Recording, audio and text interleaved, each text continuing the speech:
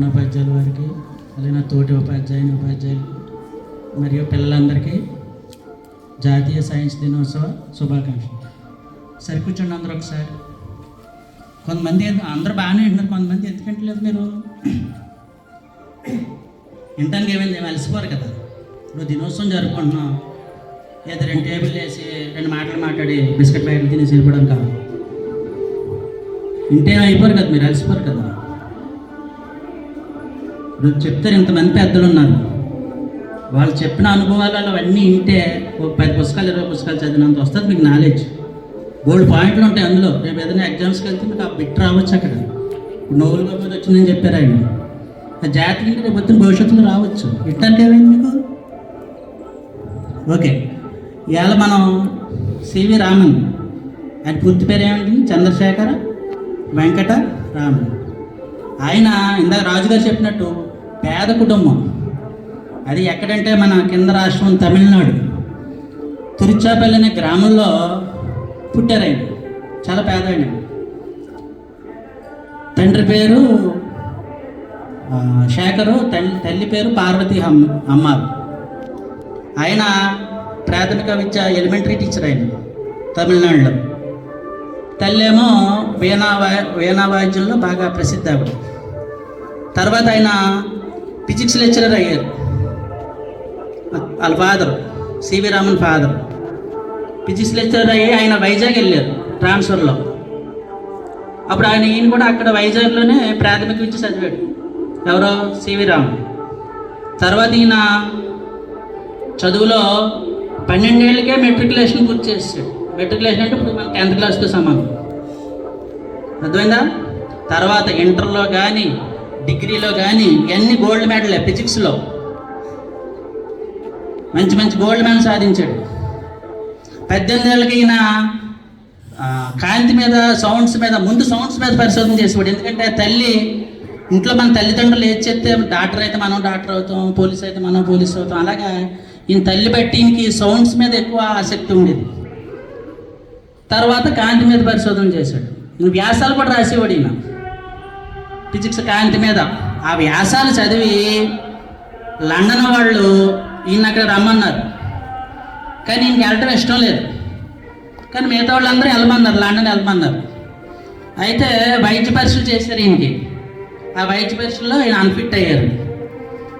కానీ ఇంకా పంపలేదు అన్నమాట ఫారెన్. కానీ ఈయన చాలా ఆనందపడ్డారు.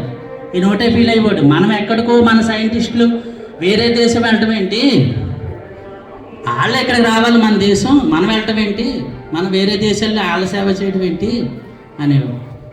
తర్వాత ఈయన కలకత్తాలో మన ఆర్థికపరమైన దాంట్లో అకౌంటెంట్ జనరల్ ఏదో సంథింగ్ జాబ్ చేయడం మొదలెట్టారు. అయినా ఈయనకి సైన్స్ మీద అక్కడ చావలేదు, ఈయన ఫిజిక్స్ మీద. అక్కడ లైబ్రరీకి వెళ్ళేవారు.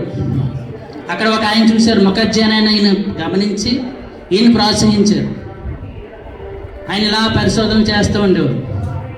సరే ఒకసారి ఈయన వాళ్ళు వెళ్తున్నారండి, సివి రామన్ గారు వాళ్ళు వెళ్తున్నారు. వాళ్ళు వెళ్తుంటే ఏమైందంటే, సముద్రం ఎలా ఉంటుంది, రంగు నీలం రంగులో ఉంటుంది కదా, ఆకాశం ఎలా ఉంటుంది, నీలం రంగులో ఉంటుంది. అయితే మనం అయితే పట్టించుకో, సైంటిస్టులు ఏదో ఒకటి పరిశీలిస్తూ ఉంటారు. ఇప్పుడు న్యూటన్ చూడండి, ఆపిల్ పండు కింద పడింది, కిందకి ఎందుకు పడింది, పైకి ఎందుకు వెళ్ళలేదు, దాని నుంచే గురుత్వాకర్షణ బలం పుట్టింది, దీపం. అలాగే మన రైల్ ఇంజిన్ కనిపెట్టాడు, స్టీమ్ ఇంజిన్. ఆయన వాళ్ళ మిస్సెస్ వాళ్ళ ఆవిడ పట్టుకొచ్చి టీ పెడితే తాగలేదంట. ఈయన ఎలాగ తాగడని చెప్పి సైంటిస్టులు ఎంతసేపు తిండి పట్టించుకోరు, ఓ గడ్డలు కూడా గీసుకోరు. ఆ మూత వేసింది దాని మీద, ఆ మూత లేగుస్తుంది పైకి. తర్వాత వంటింట్లోకి వెళ్తే వాళ్ళ అమ్మ బియ్యం వండుతుంది, ఆ దాని మీద మూత కూడా లేస్తుంది. ఆహో, ఉష్ణానికి ఏదో శక్తి ఉంది, అందులోంచి ఆలోచన వచ్చింది. అలాగే ఈయన వాడలు వెళ్తున్నప్పుడు పూర్వం అనుకునేవారంట, అంటే కనిపెట్టినంత వరకు ఏదో ఒకటి అనుకుంటాం, పూర్వం భూమి పల్లబరుపుగా ఉందనుకునేవారంట. మనోడే చెప్పాడు, ఆర్యభట్ట, చంద్రుడి మీద పడే నీడ బట్టి భూమి గుండ్రంగా చెప్పిన వాడు ఫస్ట్ ఇండియన్నే. అలాగే ఈయన పూర్వం ఏమనుకునేవారంట, మన ప్రతిబింబం అద్దంలో కనపడుతుంది కదా, మనం కనపడతామా, అలాగే నీటిలో తీసుకొని చూసుకున్నా మన ప్రతిబింబం కనపడుతుంది. అలాగే ఆకాశం ప్రతిబింబం నీటిలో పడి నీలం రంగు కనపడుతుందని అనుకునేవారు. కానీ నేను అది కాదు, ఏదో ఉంది ఇందులో అని పరిశోధనలు చేసి కాంతి, పారదర్శక పదార్థాలు ఎన్ని రకాలు? ఘన, ద్రవ, వాయు.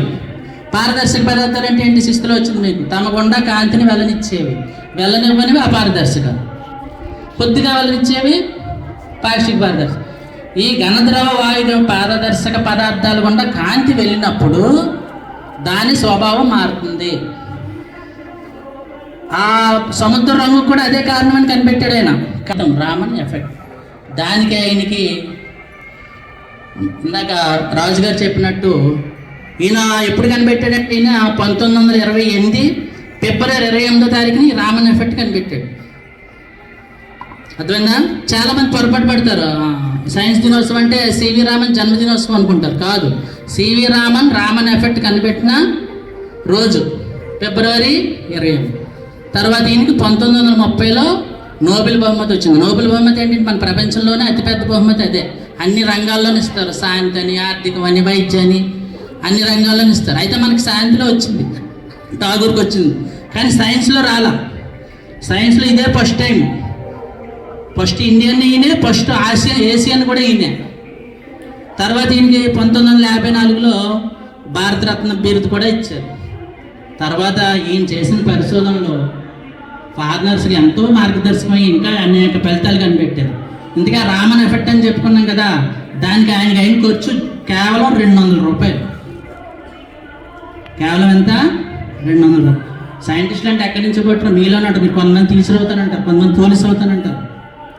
ఒకడు లైట్ పోతే ఒకడు బాగా చేసేస్తాడు, అందులో చూస్తారు సైంటిస్టులు. అర్థమైందా? అందుకని మీరందరూ బాగా చదువుకుని బాగా